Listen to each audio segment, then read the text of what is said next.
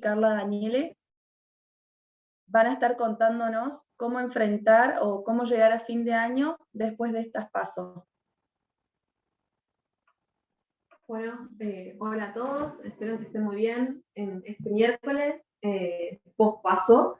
La verdad que nos jugamos en dar una charla a los 2 días de las elecciones, pero bueno, la idea es poner un poco en perspectiva qué nos deja el resultado de los PASO para lo que nos queda del año y cómo podemos materializar todo ese contexto económico-financiero en decisiones de inversión.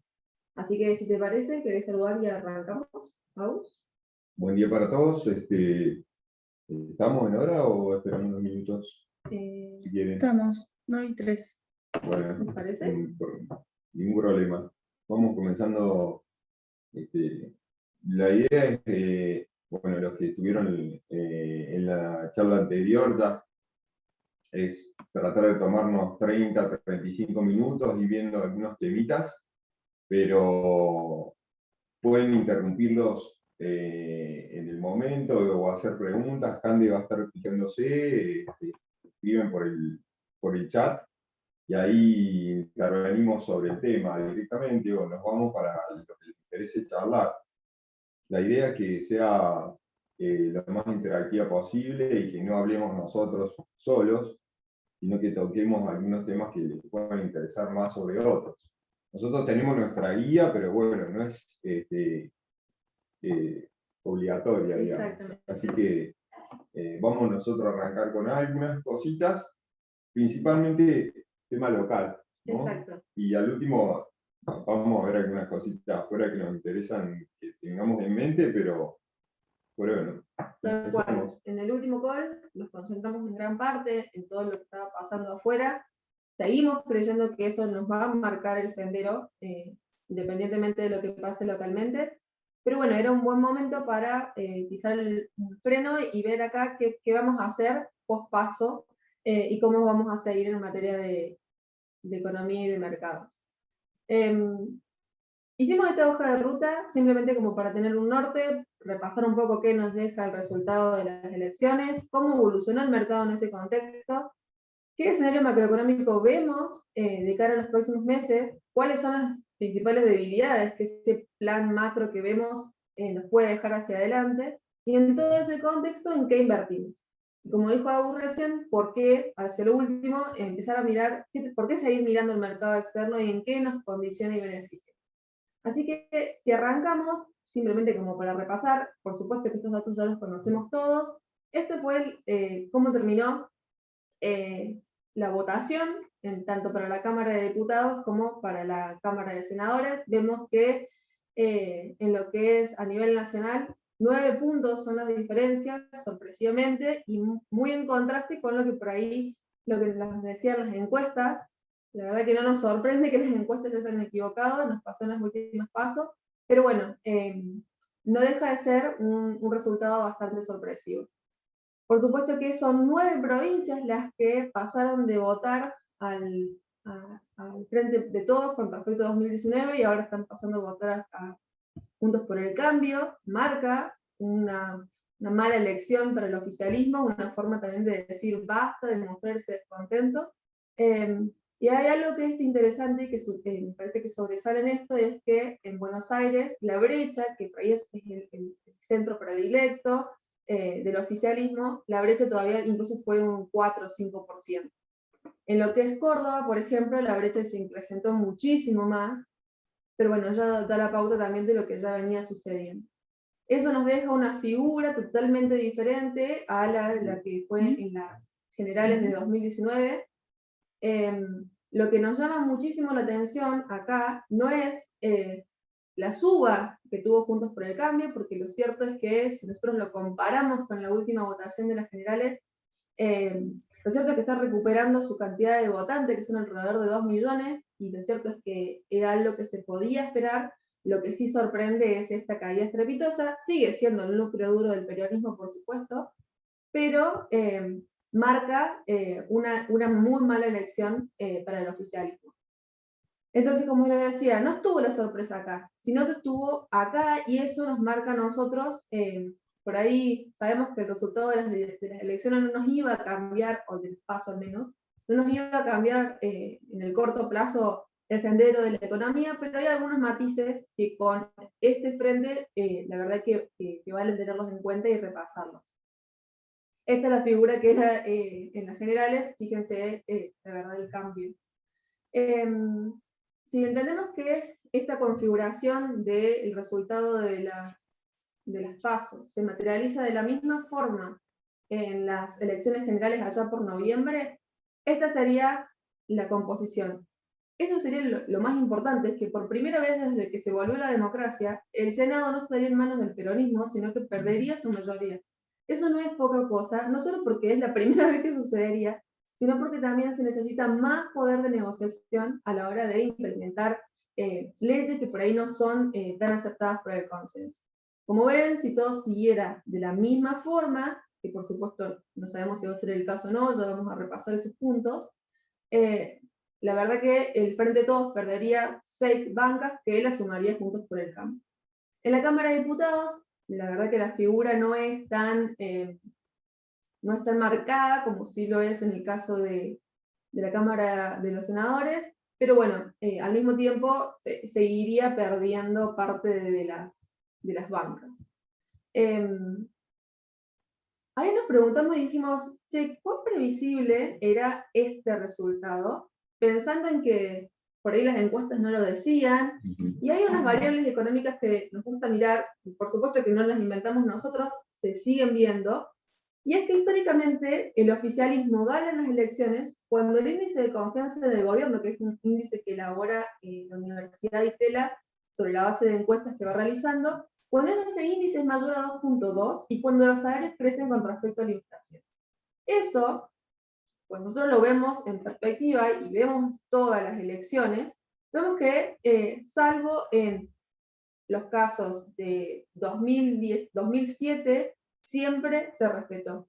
Y por supuesto, con un índice de salario considerablemente bajo y con un índice de confianza en el gobierno que estaba bastante percudido, lo cierto es que nos encontramos con una mala elección para el oficialismo, lo que nos permite a nosotros decir que la economía es un factor clave a la hora de determinar el resultado de las elecciones. ¿Quieres sumar algo? Esto me parece que muchas veces lo perdemos de vista o lo olvidamos incluso hasta nosotros. Pero es clave. O sea, ver la confianza en el gobierno y cómo están los salarios respecto a la infla, y una sola vez le erró el indicador allá por 2007. O sea, la idea que la economía, el termómetro por lo menos económico, estaba diciendo que no iba a ser una buena elección para el oficialismo, más allá de lo que podemos pensar, y si nosotros vemos todos los, no sé cómo llamarle, errores políticos que cometió el gobierno en los últimos, no sé, desde la pandemia para acá, no solamente por la administración, digamos, de la misma, sino no solo por vacunas, sino por otros hechos políticos y no políticos que lo perjudicaron, ¿no? Desde temas de seguridad, declaraciones sobre la seguridad, hasta, digamos, la foto, etcétera, en Olivo, etcétera. Pero yo creo que hay dos cosas también. Le agregaría el tema económico, porque para mí es fundamental, es que hay una mucho mejor elección de la que se esperaba de Cambiemos, porque estuvo bien la estrategia de dividir quizá 3 listas. Entonces ahí agarraron muchísimos votantes de distinto perfil. Entonces si uno, hay muchos, por ejemplo, hoy ya estamos viendo los primeros análisis post elecciones, que hoy salen varios, así que bueno, nosotros nos adelantamos a ver si estamos lo correcto o no, pero hay mucho que ya estaba leyendo estos días diciendo, bueno, estuvo bien en poner a López Murphy como alternativa, etcétera. Entonces, ese abanico de posibilidades le dio a Cambiemos un caudal extra de votos, que hay que ver si lo logra mantener unido o unificar en las generales allá en noviembre. Y además vas a tener la respuesta que ya ayer ya vimos algunos esbozos de qué pueden hacer. Un paquete, digamos, de plata en la calle que a primera vista van a ser de entre 100 a 200 mil millones de pesos, ¿no? Que ya vamos a ver algunos números fiscales, ¿no? Que es el tema más importante. Pero, por supuesto que el oficialismo no se va a quedar de brazos cruzados, y esa respuesta va a tener algún efecto sobre, digamos, en términos de mejorar su performance. Así que yo creo que, si me preguntan hoy, es muy probable que por allá, en noviembre, esta diferencia sea menor. Y hasta no descartamos, por supuesto, que provincia de Buenos Aires la pueden recuperar, porque hay muchas, como diríamos, factores de presión cuasi política a nivel puntero, etcétera, que se van a activar, y mecanismos, digamos, de seducción, entre comillas, que van a activarse. De hecho, ya se está hablando de un IFE, 6.000 pesos para jubilados, bueno, eso está dando vuelta. Aumento, hasta ayer mismo presentaron un proyecto para aumentar sueldos por decreto, bueno, todas esas cosas vamos a empezar a ver. Entonces yo creo que todos estos resultados que vimos, quizá se van a esmerilar de cara a la elección siguiente. Pero bueno, no deja de ser algo positivo en términos para la economía en general, pero esto me lo iba a guardar para más adelante. No sé si tenemos más cosas políticas. ¿Sí? Quería guardar un poco, pero en realidad les adelanto mi visión hoy, que es más o menos la mejor síntesis es la de Fermo estos días, creo yo, que él te está diciendo, bueno, más o menos el péndulo argentino ya lo conocemos todo, y un poco el mundo está un poco cansado, si se quiere, de nuestra pendular forma digamos, de conducirnos. Con lo cual, para que los mercados nos crean, hace falta mucho más que esto, más allá del festejo, digamos, del lunes y de la expectativa de la semana anterior. Pero ahora vamos a entrar un poquito más en esos temas. Bueno, acá un poco en la respuesta de lo que decía justo recién. Nosotros desde mediados de julio empezamos a ver un rally en los precios de las acciones argentinas, tanto en pesos como en dólares, asociado a esta idea del trade electoral, ¿no es cierto?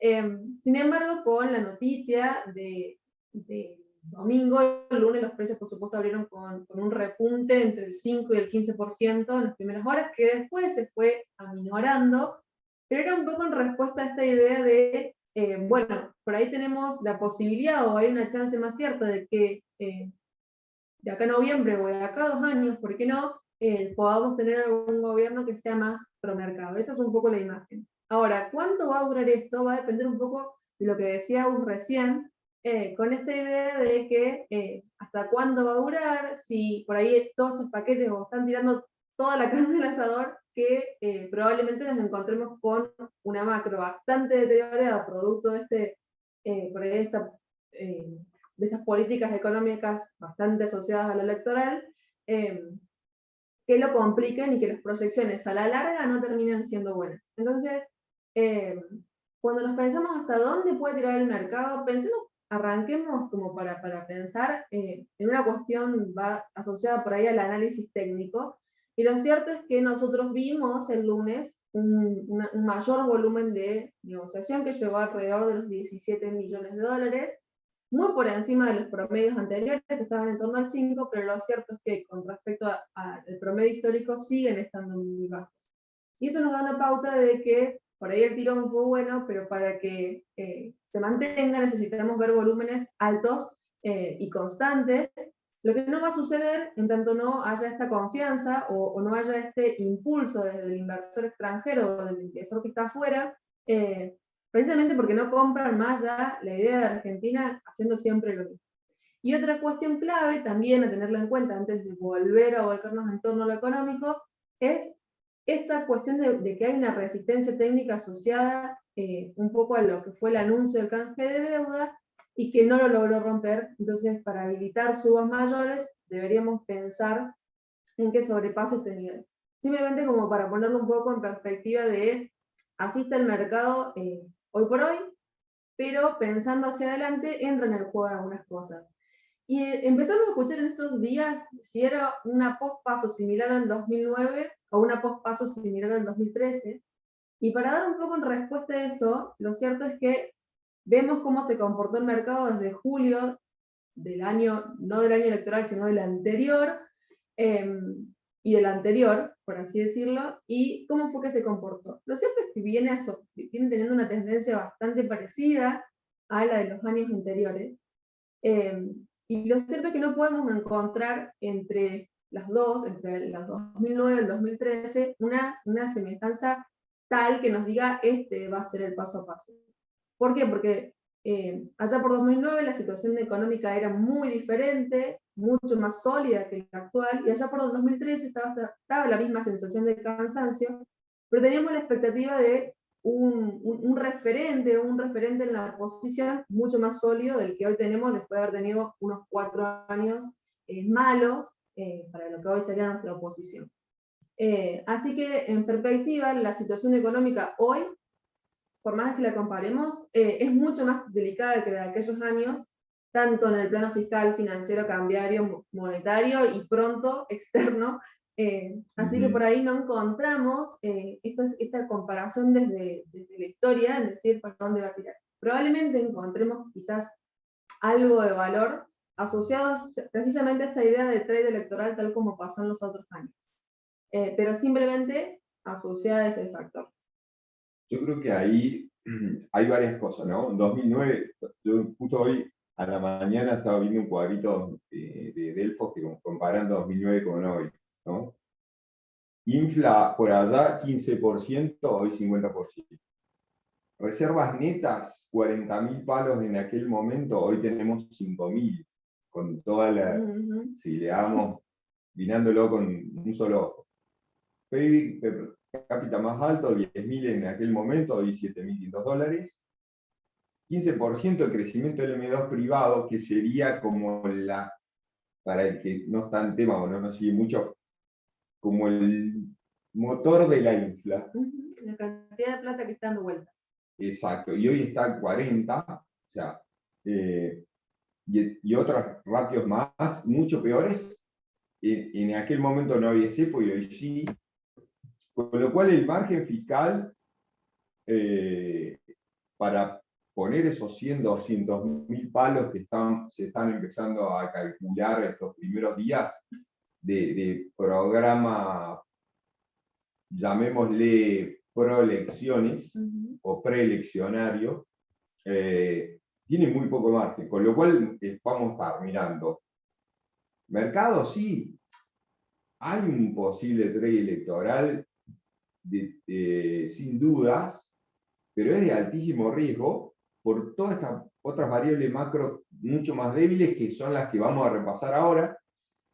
Pero lo cierto es que el mercado argentino hoy, el lunes, bien temprano, en radio hablaba Sukovic, y yo lo estaba escuchando y él lo planteó de esta forma. El mercado argentino sin mercado libre, con Tenaris adentro, vale 33.000 palos. 50% lo tienen los dueños. 30% lo tiene el ANSES, promedio. ¿Qué te queda floating?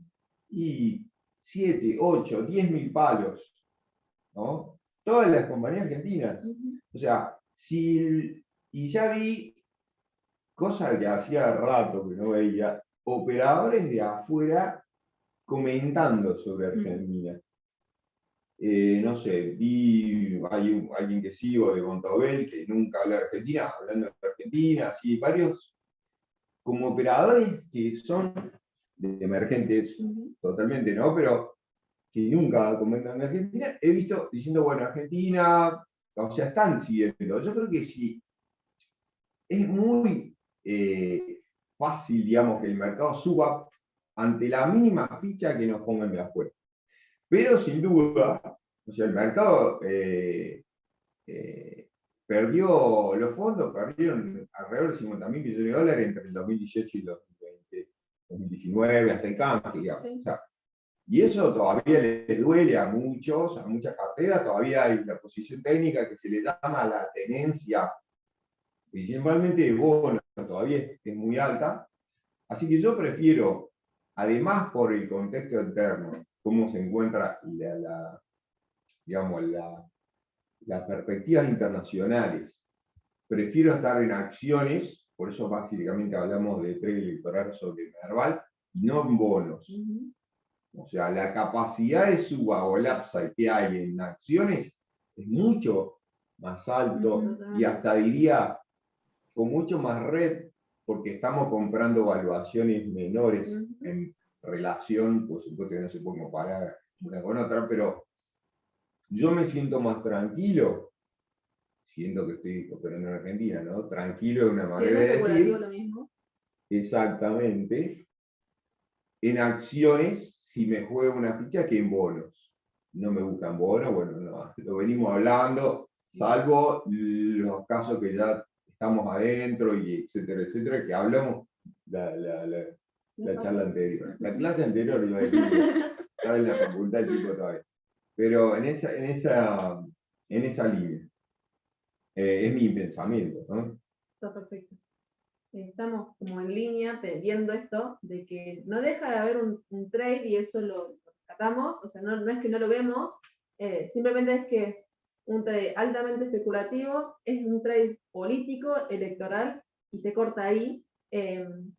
Pero bueno, por supuesto que pensando hacia adelante tenemos un montón de variables asociadas a la macro que nos van a marcar el sendero para lo que sigue. Y acá un poco pensando en lo que decía Agus recién, si nosotros pensamos en el nivel de brecha que tuvimos en estas pasos, ¿se va a mantener o no en las generales? Sí.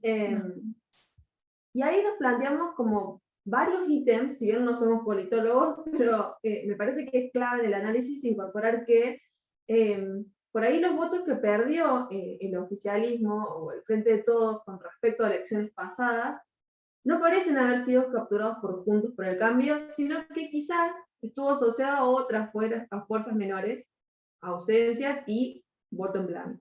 ¿Esto qué quiere decir? Que no, capaz que no tiene que ir a sacarle los votos a Juntos por el Cambio, o que Juntos por el Cambio ya capturó lo que podía capturar, sino que va a ir dirigido un poco a este segmento que captó los nuevos votos, ese voto enojo, ese voto venganza contra el oficialismo después de todo lo que pasó.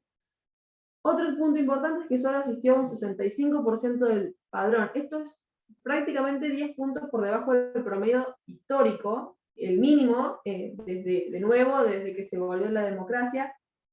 Cabe decir que esto estuvo bastante en línea con lo que pasó en otros países, sobre todo, por ejemplo, en Perú, en las elecciones de Perú, fue bastante similar. Ahora, pensando en las elecciones de noviembre, que generalmente siempre hay 5 puntos por encima de lo que fueron las PASO, podríamos esperar que haya una suba en la cantidad de votantes, pero no quizá lo suficiente para que a nosotros nos mueva la aguja y nos cambie mucho la distribución entre los votantes.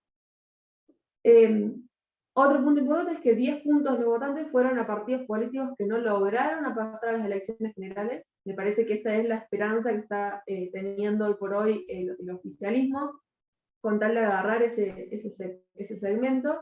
Y por último, me parece que hay un poco lo que decía Agus, la estrategia Juntos por el Cambio fue excelente en tratar de ir con varios candidatos para capturar ese voto de todo el mundo, en ese voto enojo. Ahora, podemos empezar a ver algunas disputas internas, porque por supuesto que las PASO no resolvieron esas peleas de poder dentro de cada partido, y hay personas o hay votantes que probablemente sigan al que votaron y no necesariamente al otro representante del partido, y podemos ver alguna cierta distribución de votos. Entonces, ¿qué nos invita a pensar esto? En que no necesariamente esto va a quedar igual, hay muchos factores a tener en cuenta, y hay otro factor que es no menor, que es lo que estaba justamente diciendo Agus recién y me parece clave, que es lo macro. esencialmente en cómo se manejen las decisiones de política, es cómo va a determinar en gran parte lo que pasa en estos 2 meses. Nosotros dijimos de que la verdad que la economía te condicionaba una elección, básicamente lo vimos con los resultados del salario, por ejemplo, y que incidía muchísimo en el índice de confianza que se tiene con el gobierno, pero hoy por hoy, los próximos 2 meses, sabemos que hoy por hoy toda nuestra economía va a estar en función de la política, va a estar en función de este plan electoral, y lo cierto es que, ¿qué pensamos en ver en esta economía en función de la política? Lo cierto es que va a haber un impulso fiscal enorme, teniendo el gasto social como pilar. Lo vimos ayer con el IFE, lo vimos ayer con esta intención de subir salarios. La idea es ponerle plata de nuevo en el bolsillo a la gente, a impulsar el consumo de la receta básica del peronismo, ¿no? Perdón, Cara, acá Sí. Juan Pablo nos comenta que para él, a sus ojos, Argentina es muy atractiva para los inversores porque está barato, pero que el único problema que tiene es el gobierno, y suma, de la mano con lo que estás diciendo, que el peronismo no tiene hoy en día más referentes que CFK, que Cristina, pero que Cristina a su vez también tiene su techo y su piso, y que a sus ojos él cree que Juntos por el Cambio no solo va a mantener la brecha, sino que quizás la pueda hasta ampliar, y que esto va a depender de toda la presión que ejerza la emisión peronista, más que la voluntad popular, como que esa es su visión en este momento, y creo que va muy de la mano con lo que estás diciendo. Sí, tal cual. ¿Vos opinás lo mismo? ¿No? Yo no sé si me animo a decir la verdad que es muy poco tiempo, es muy difícil de que revierta la elección general el gobierno. Ojo, yo estoy más pensando... Ojo que las elecciones, perdón, Sí. pero acordate en las últimas pasos, desde las pasos a las elecciones, Juntos por el Cambio te juntó 8 puntos porcentuales extra con respecto a las elecciones. O sea, juntar un caudal de votantes de tal magnitud después de la última elección no me parece tan irrisorio. Ahora sí hay un efecto, por supuesto, que va a estar asociado a esta recomposición de los votantes y al impulso fiscal que se vaya a dar, que puede llegar a tener, por supuesto, lo que ver.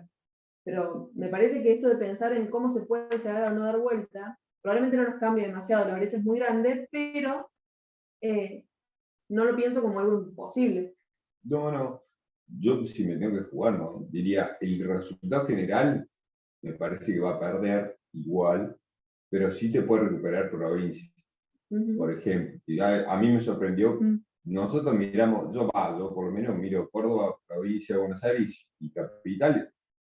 Acá me sorprendió quizá el 11 de los K, en capital me sorprendió Milei, por supuesto. O sea, una mesa en Villa 31 con 20% Milei, una cosa de loco, o alguna otra cosa así de valor que pasaron. Provincia sí, yo pensé que iban a ganarla por 1, 2 puntos, 3 puntos. Me parecía que bueno, que iban a poner el aparato, digamos, del conurbano iba a funcionar, pero bueno, no pasó y tuvieron un golpe fuerte. Yo creo que eso, ahí va a estar el mayor poder, digamos, de recomposición del oficialismo. Después lo demás es más difícil. En las provincias me parece que va a ser más difícil de muchas. Porque la decepción es muy grande y hay muchos errores acumulados que quizá en 2 o 3 meses es poco tiempo para dar vuelta. Pero veremos. Lo cierto es que, digamos, más allá del resultado posible en noviembre, ¿qué pasa en noviembre? Es difícil, digamos, de decir. Sí, entonces, yo lo que diría, más vale, me parece que como inversor o como advisor o como administrador, yo más bien diría, bueno, hay un trade electoral de acá a noviembre, porque de noviembre, recién, ayer discutíamos en la mesa y decíamos, es como que tenemos una linterna, alumbra hasta noviembre. De noviembre para allá, ¿qué hay? No sabemos. Entonces, y no sabemos qué va a pasar, cuál va a ser el resultado. Entonces, ¿qué hacemos de acá hasta allá, hasta noviembre? Bien, hay un trade electoral probable. Evaluar el riesgo, decirme, ponemos ahí una ficha o no, allá algo hablamos, y ya vamos a ver algunas otras cosas que podríamos hacer de acá a noviembre. yo creo que lo que haga y lo que pase con la macro de acá a noviembre Sí. nos va a decir qué hacer de noviembre en adelante, quizá. Bueno, acá también nos preguntan que dice que hasta dónde puede resistir esta maquinita financiera en la Argentina, incluso que también la masa monetaria que hay en Argentina es tan grande como para parar la inflación o se quedan a medias. No, nos vamos a quedar a media y vamos a mostrar cómo. Lo cierto es que queríamos mostrar, más allá de la discusión política, que es clave, es el momento para hacerlo, plantearnos cómo va a quedar la macro después de que todo este discurso fiscal que ya empezamos a ver hacer se lleve adelante. Por supuesto, como que va a estar supeditado al ancla cambiaria, es decir, mantener esto controlado, y al financiamiento monetario, porque de otra forma no les queda. Ahora, cómo lo hagan es lo que nos va a marcar un poco lo que nos dice Agua. O sea, ¿qué va a pasar de noviembre en adelante? Y va a depender muchísimo del enfoque que se le dé a estos próximos 2 meses. ¿Por qué? Porque este impulso fiscal se puede dar de una forma moderada, es decir, se gasta hasta donde se pueda gastar, y quizás veamos un acuerdo con el FMI antes de fin de año, de forma tal de enviar este mensaje de confianza. Incluso antes de noviembre. Uh-huh. Yo fuera el gobierno trataría de meterlo antes. La idea sería Sí. que no tengan que tampoco estar pagando los DEC con los DEC el pago de diciembre, entonces ya tienen como más margen para hacer frente a cualquier episodio cambiario. Pero bueno, antes de las elecciones podríamos llegar a estar viendo un acuerdo como el FMI. Lo veo en mi caso en particular como el recurso de última instancia ante un evento de distrés. Pero bueno, lo cierto es que digamos que un acuerdo como con el FMI tampoco es lo más atractivo para el votante kirchnerista. Entonces tenemos este juego de cuestiones que por supuesto van a incidir en una vía quizás un poco más de radicalización, es decir, todo lo que venimos viendo hasta acá se intensifique. Lo cierto es que ayer fue como un dejo de eso, esto de querer imponer salarios por decreto, ya nos da la pauta de que, ojo, porque la vía moderada quizás no es la más segura, podemos llegar a ver esta, del impulso fiscal excesivo y de quizás, ¿por qué no?, cambios en el gabinete económico. No vemos esa realidad de un cambio en el gabinete económico. ¿Por qué? Porque te demoraría quizás el acuerdo con el fondo, y el acuerdo con el fondo para una estrategia moderada es lo más conveniente. Tenemos toda esta combinación de factores que le vamos a ir viendo sobre la marcha de cómo esto va a andar. Y acá precisamente lo que decíamos recién, ¿qué va a pasar en el escenario 2022-2023? Y va a depender esencialmente de lo que se haga en materia de política económica, de cómo resulten estas elecciones con respecto a esto, y de qué nos deje el acuerdo con el FMI, pensando en que quizás no ir con políticas quizás que no sean tan aceptadas por el votante medio, y era algo quizás un poco más intermedio. Por supuesto que esto no lo vamos a saber más que sobre la marcha. Son dos estrategias que por supuesto las identificamos y que en la medida que se vayan dando nos van a ir sesgando el sentido hacia donde irán. ¿Coincidís? Sí, yo lo único que me animo a decir después de noviembre es que la inflación va a ser más alta que el alcohol. Por supuesto. Eso lo vamos a ver. Porque ahora vamos a ver por qué, digamos, y por qué, digamos, los efectos de la emisión. La pregunta que decía, ¿cómo van a parar la inflación por la emisión que están haciendo? No la van a parar. No la van a frenar. Lo que pasa es que hay un retraso que ya vamos a mirar, y lo que super emitan ahora recién nos va a pegar de acá a 8 o 9 meses, con lo cual, y eso está clarísimo, como todo peronista, lo que le interesa, su prioridad de acá en noviembre es ganar la elección o hacerla, digamos, recomponer su caudal de votos, con lo cual no va a importar nada más para mí, hasta incluso si hay que arreglar con el FMI, lo van a hacer. El votante, digamos, de K, si arreglan con el FMI, lo va a votar igual porque lo va a defender, siempre, digamos, se justifican, digamos. Sí, no es la medida más popular. Claro, o sea, pero no, hasta capaz que agarran algunos otros votos extra, digamos. Así que no le tendría miedo, creo que ellos no le tienen miedo a hacer cualquier cosa porque el núcleo duro los va a seguir siempre. Ese 30%. Sí.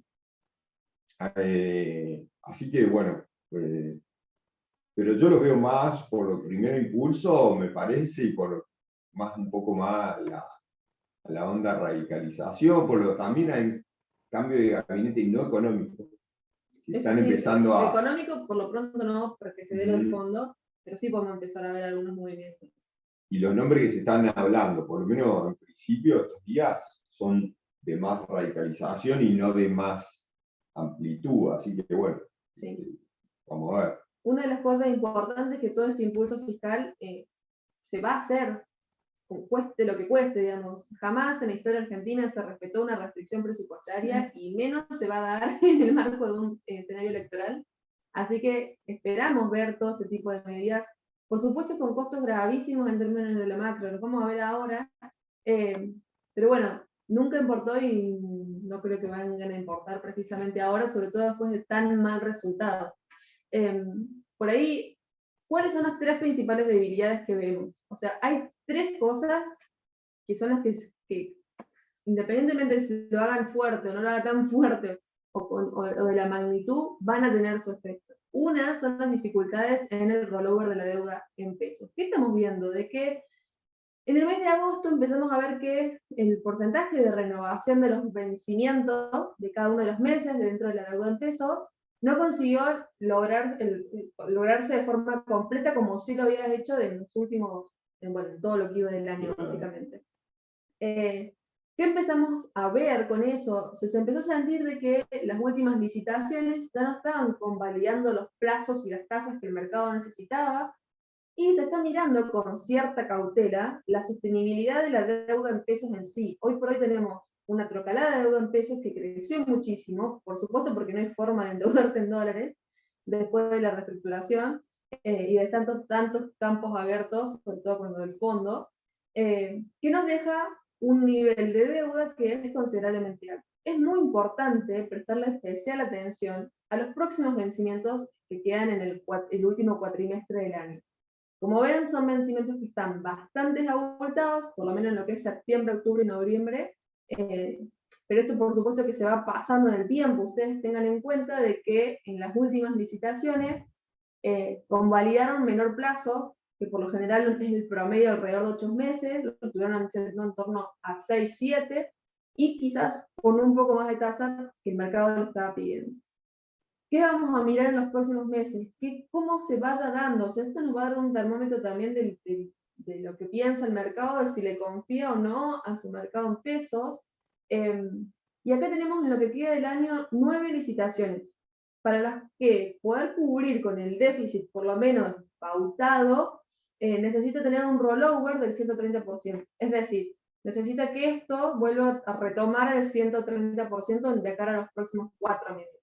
El promedio de lo que fue en el año es alrededor del 120% y la última licitación fue buena, pero fue chica. Los próximos desafíos van a estar en esta, en la que arranca mañana, y en la de octubre. ¿Por qué? Porque están con una porción importante de los vencimientos en manos de inversores extranjeros. Por lo cual, sabemos que son posiciones que están un poco incómodas en la deuda en pesos y que podemos ver quizás algo de movimiento ahí. Pero bueno, es una de las cuestiones que vemos. ¿Por qué la vemos? ¿Por qué nos llama la atención de que primero no se rolee y después que sea tan abultado? Porque necesariamente a la medida que esto no se rolee, nos va a estar dando la pauta a nosotros de cómo va a terminar financiando el Banco Central al Tesoro. Y eso es nada más y nada menos que emisión pura. Y en lo que va del año, el financiamiento monetario, por supuesto, fue mucho más amplio que el financiamiento por colocaciones de deuda. Es bastante razonable con respecto a los últimos años, pero como vemos, viene siendo una porción importante a la hora de cubrir el déficit del Estado, ¿no? Y eso a nosotros nos marca la pauta de una segunda debilidad, y es la cantidad de emisión monetaria para cubrir el déficit fiscal. Lo que vemos ahora, fíjense, esta figura es clave en lo que va del año, cómo la emisión asiste por ahí al déficit financiero, que van en la misma línea. Y hoy por hoy, el nivel de emisión, o sea, el nivel de transferencias, de adelantos transitorios y transferencias de utilidades que hace el Banco Central al Tesoro, alcanza prácticamente un 2% del PBI. Y de seguir en esta línea, va a estar incluso superior al 3%, pensando en un déficit, bueno, al menos del 3,5% el primario, ¿no?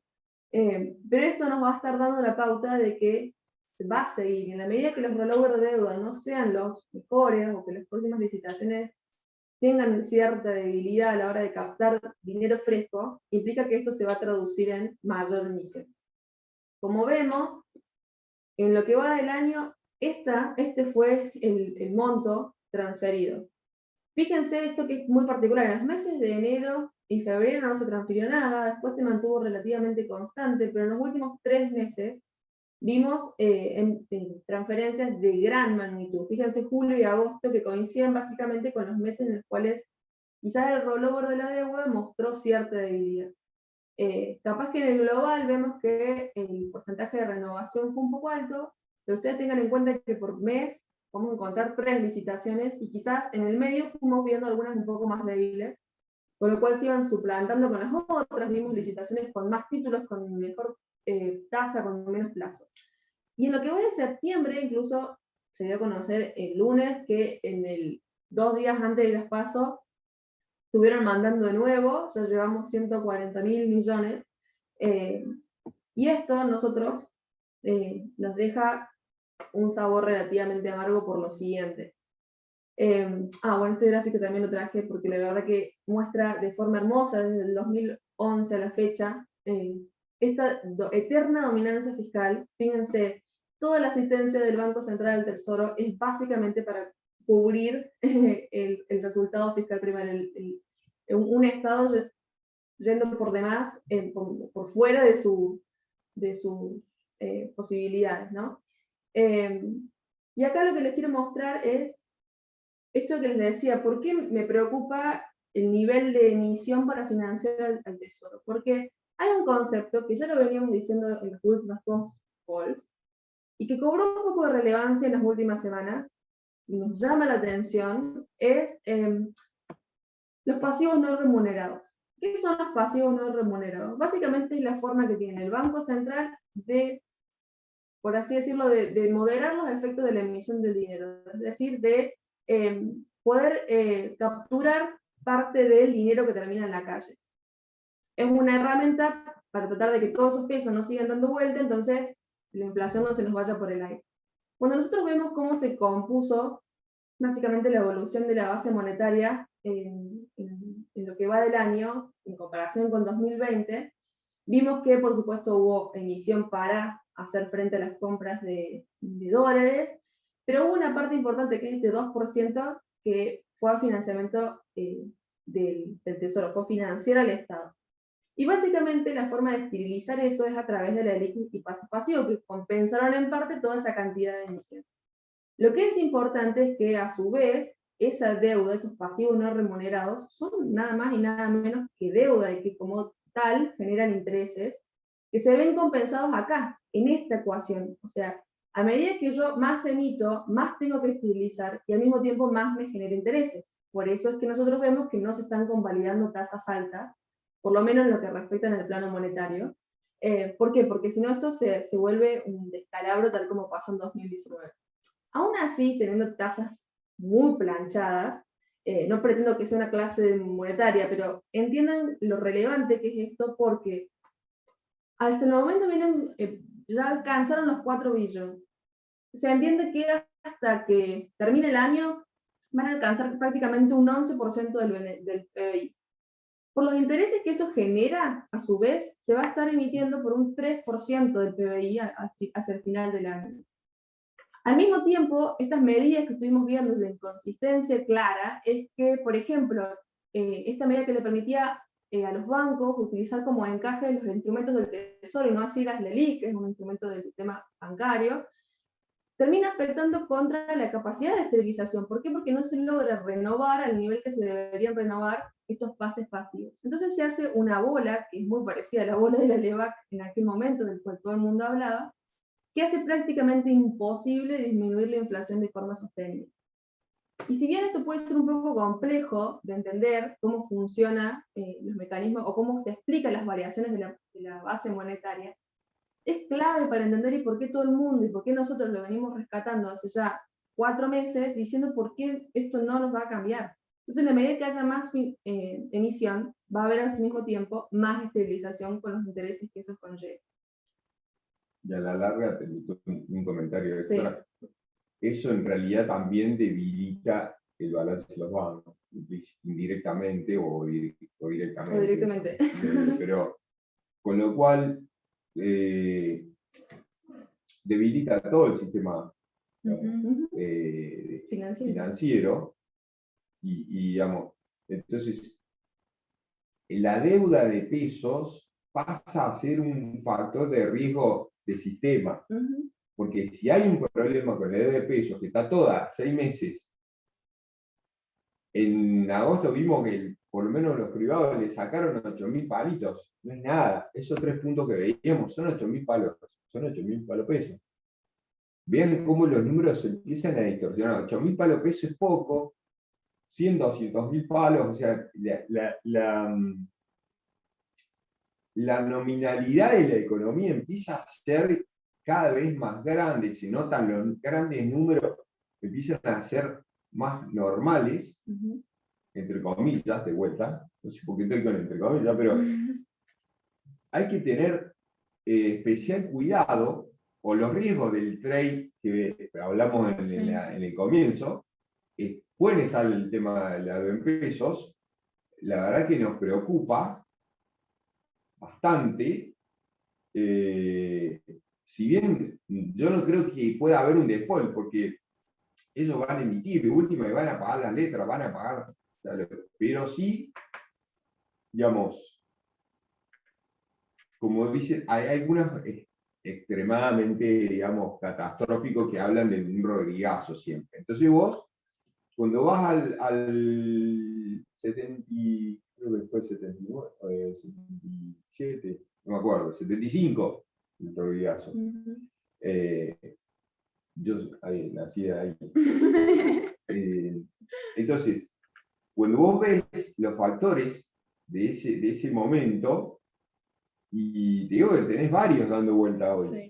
Entonces, puede pasar y no sabemos, pero hay muchas cosas que la verdad que los pronosticadores de catástrofes ya la están tildando. Entonces, no sé si va a ser exactamente igual, creo que no podría ser exactamente igual a aquel momento, pero hay cosas que son de un potencial riesgo grande y de potencial daño también importante. Bueno, relacionado a eso, a los riesgos del trade electoral y a todas las debilidades que ustedes ven, Gastón nos pregunta qué le podemos recomendar para una cartera muy sensible al riesgo. A ver, él va a sacar 2 opciones. Por ahí quedarse en MEP o CCL y esperar que el dólar financiero se mantenga en términos reales, o si vemos como muy riesgoso lo que es los bonos SER, o incluso menciona si es preferible como invertir en los corporativos que varían según lo que es un SER o un UVA. Lo vamos a ver en un minuto, cuando materialicemos todo esto en las decisiones de inversión. Pero para darle respuesta un poco a eso, lo que decimos es, hay un riesgo potencial en los SERs, pero hoy básicamente es lo único que te está cubriendo de la inflación de forma certera. De hecho, es uno de los mejores instrumentos que vienen en lo que va del año. Lo que vamos es, no vayan ciegos, véanlo con cautela, le estamos dando algunos indicadores que nosotros seguimos y que, por supuesto, que ustedes también los pueden seguir para tomar sus mejores decisiones de inversión. Lo pusimos como una de las estrategias pensando en el corto plazo de acá a 2 meses, pensando en este trade noviembre, por supuesto que el dólar MEP, y vamos a estar mostrando también algunas opciones que están asociadas al dólar, pero no necesariamente comprándolo. Con respecto a los bonos corporativos, tenemos una opinión particular, y lo cierto es que son bastante endebles a cualquier política. Ya vamos a ver ahora en la parte cambiaria de que vamos a estar encontrando regulaciones como la que vimos en septiembre, octubre del año pasado, cuando las empresas se las obligó a reestructurar y no poder acceder. Entonces toda la parte corporativa, estando tan sujeta a las decisiones de la macro, o a las decisiones políticas más que de la macro, la vemos con un poco de recelo, porque la verdad que no tienen necesariamente control de lo que vaya a pasar. Pero bueno, por supuesto que por ahí puede haber algunos créditos en pesos que que pueden andar y que debería verse puntualmente cada caso. Retomando un poco para después volver al tema de las inversiones, que está previsto, veamos cómo fue la evolución de la inflación, basándonos en esto que decíamos. Vimos una desaceleración en lo que fueron los últimos meses, el dato de ayer, 2,5, tengo mis recaudos con respecto a mis comentarios. Pero hay un tema importante, lo que pase de acá en septiembre hacia adelante no nos va a mover la aguja ahora, probablemente la inflación pueda estar dentro de estos niveles, quizás por debajo del 3%, con variando actividad de desaceleración, porque en realidad todo lo que pase de acá hacia adelante, por un mero efecto de la política monetaria, de los lags que tiene, vamos a recién estar viendo los efectos de lo que se haga hoy, recién acá 8, 12 meses, incluso a veces se han materializado en 6 meses. Pero, ¿cuándo vamos a ver esto? Toda esta oferta de dinero extra que se vuelca va a encontrarse de acá a 8, 12 meses con una demanda que no le cabe, lo que va a generar varias presiones sobre la inflación. Así que de algo estamos seguros, de cualquier cosa que se haga para tratar de hacer esta política de shock expansivo de la mano de lo fiscal, que esté financiada por lo monetario, va a tener todo efecto y esto va a ser básicamente una teoría que ya está cumplida para nosotros. Vemos la inflación como algo que va a estar fuera del control. De hecho, agosto va a ser el mejor mes del año seguramente, porque la alta frecuencia de los primeros días de septiembre ya viene arriba, sí, así que 2,5 de agosto, olvídate que va a ser el mejor mes del año, y de acá hasta diciembre vamos a terminar con casi, bueno, más o menos esto, esos números podrían ¿no? ser, Pero, o quizás, depende, digamos, las expectativas también. Hoy el ancla son los regulados y ahí está, bueno. Tal como está acá, esto por ahí lo queríamos mostrar porque además de esta cuestión de emitir, por supuesto que en la medida que la inflación se empieza a descontrolar, se recurren a este tipo de medidas que lo único que hacen es distorsionar momentáneamente los precios relativos, y digo momentáneamente, la verdad que tengo mis recaudos lo mismo, porque se mantienen tanto en el tiempo que te distorsionan prácticamente todo y al momento de corregirlos, están los problemas. Donde vemos son los regulados, cuál es la diferencia. Fíjense la brecha que hay con respecto a la inflación general o con respecto a la núcleo, que es la que realmente nos marca la cancha. Y fíjense al mismo tiempo cómo está planchado el ritmo de devaluación totalmente intervenido. Este último punto es clave para pensar en la última variable que nosotros vemos como una debilidad, que es el plano cambiario. Y vemos que en las últimas ruedas previas a la dinámica electoral se mostró esto como perdiendo dólares ya en un contexto en el cual no encontramos, vamos a pasar a la que sigue, la estacionalidad del agro a favor de Argentina, que es lo que nos hizo por ahí acumular esta cantidad de reservas que, como vemos ahora, se están cayendo a una velocidad bastante preocupante. A su vez, cuando neteamos las reservas y vemos en términos de reservas netas, son muy escasas. Fíjense en comparación, como decía Agus recién, con respecto a 2009, una locura lo bajas que son. Vamos a empezar a ver más ventas en el mercado oficial en pos de contenerlo. Ustedes piensen que hasta las elecciones va a seguir siendo ancla cambiaria. No vemos un evento de devaluación antes, al menos hasta ahora. Sí esperamos que hacia después empecemos a ver un aumento en ese ritmo de devaluación, pero ya pensando en después de noviembre. Hay algo que es importante que nos marca una debilidad clave, y es que el dólar hasta ahora viene por debajo de la inflación. Eso viene acumulando un nivel de tasa cambiario tal que genera una tensión gravísima. Ante cualquier escenario de crisis política vamos a tener algún evento cambiario. Por eso seguimos recomendando estar con carteras dolarizadas. Y hay un punto importantísimo que acá empezamos a ver, por eso estamos viendo qué otras formas tenemos de estar cubiertos con respecto al dólar, y es que cuando el central vendió tantos dólares como lo hizo las semanas pasadas, esto fue en abril, mayo y en septiembre del año pasado, lo que vimos fue inmediatamente regulaciones cambiarias.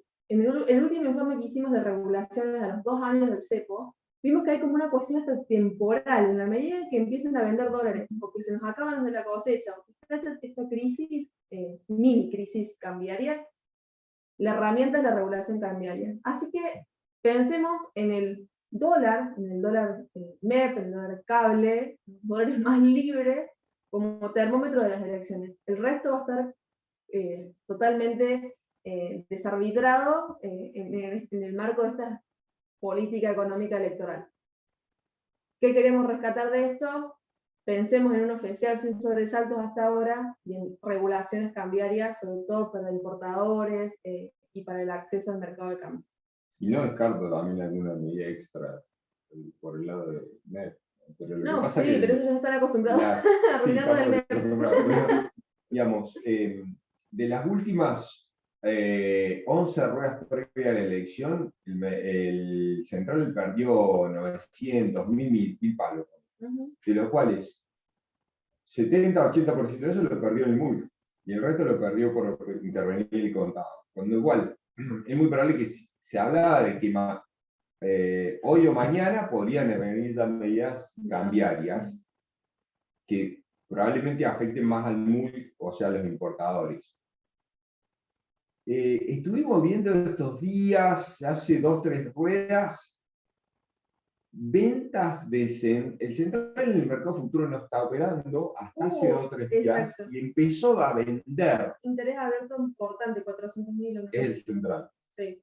Está vendiendo los plazos más largos, y las implícitas son muy bajas hasta noviembre, y de ahí empiezan a subir, lo cual nos marca que si vienen regulaciones cambiarias, probablemente el futuro de ROFEX se caliente un poco, pero el Central tiene mucha artillería ahí, va a salir a pisar esas tasas, pero hay que mirar un poquito ahí, quizá como un termómetro de lo que pueda pasar, o de lo que pasa bajo el agua en términos de dólar oficial. Mientras más efervescente se ponga, creo, el futuro, más fuerte puede venir no te digo Kicillof, a lo Kicillof en el verano, pero más fuerte puede venir la velocidad de liberación de oficial post-noviembre, que es como para mirar, quizá tratando de prever qué va a pasar después de noviembre con el oficial. Bueno, para pasar ya a las alternativas de inversión, ya estamos cerca de las 10, así que Sí, vamos a acelerar para no ocuparles tanto tiempo.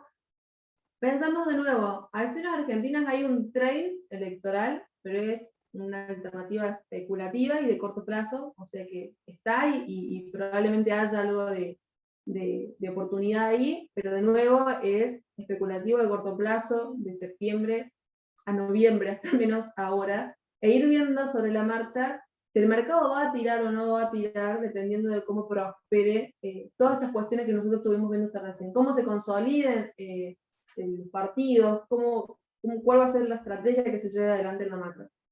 En la curva SER, nos parece que está buena la cobertura entre la inflación para las posiciones en pesos. De nuevo, recomendamos no estar 100% expuestos, recomendamos la diversificación, pero dentro de lo que es el segmento peso, ¿no es cierto? Somos conscientes de que fue lo que mejor vino en el año.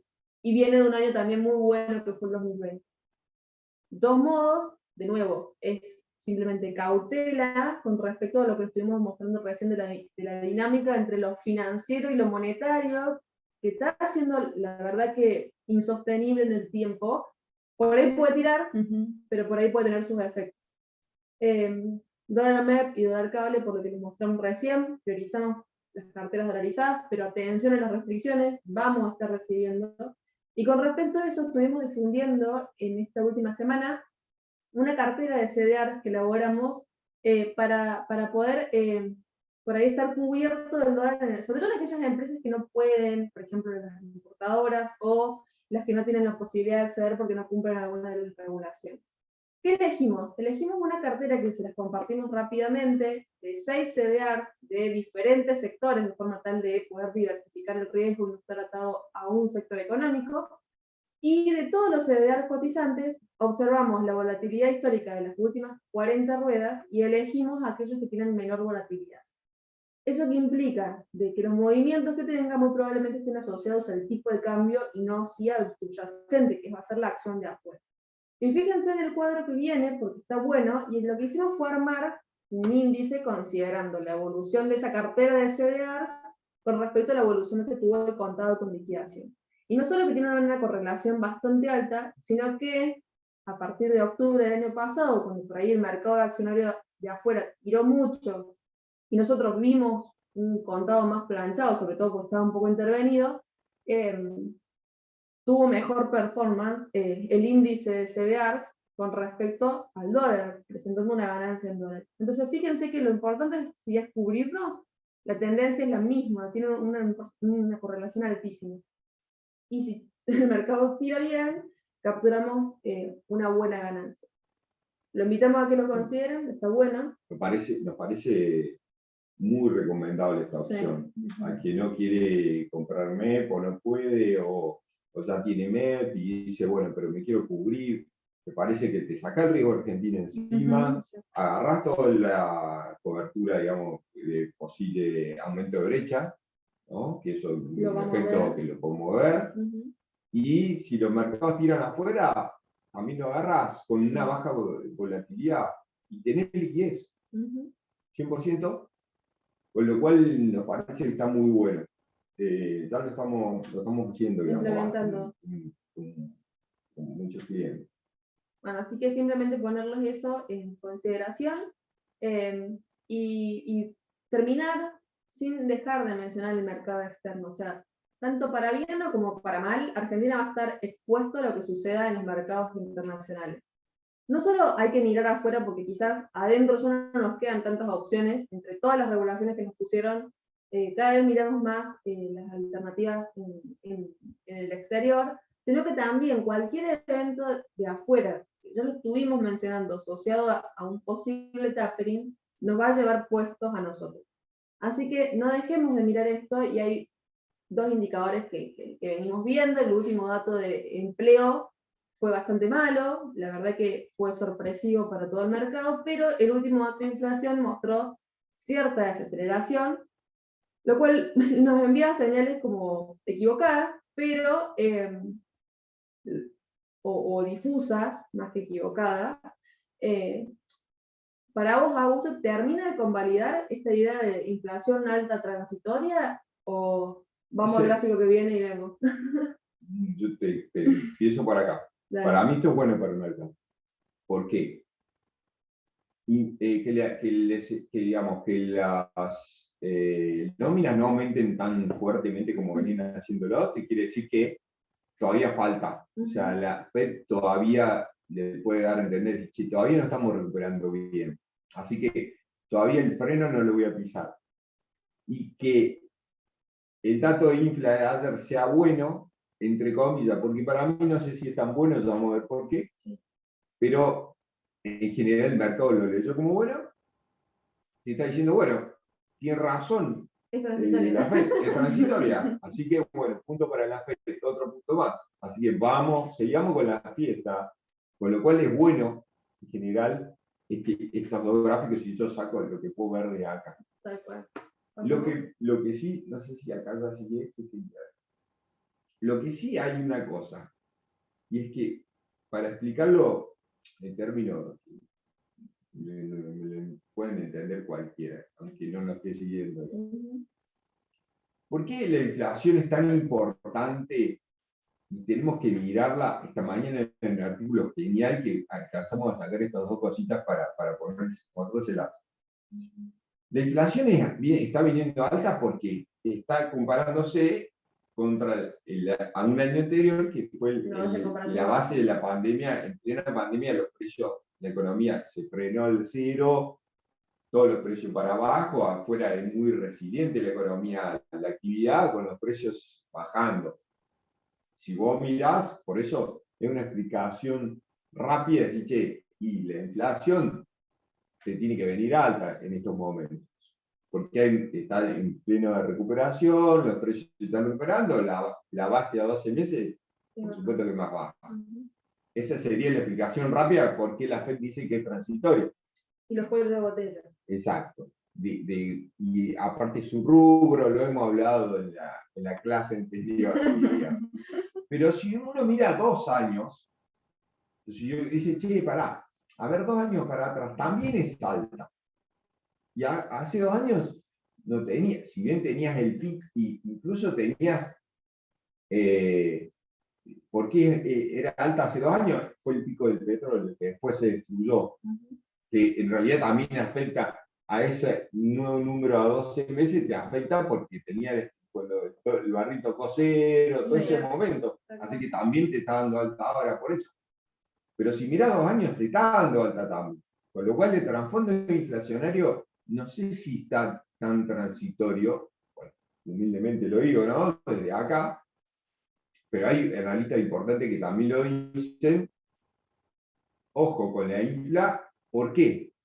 Y ahora si querés, vamos al otro gráfico. Si uno mira tasas del bono a 10 contra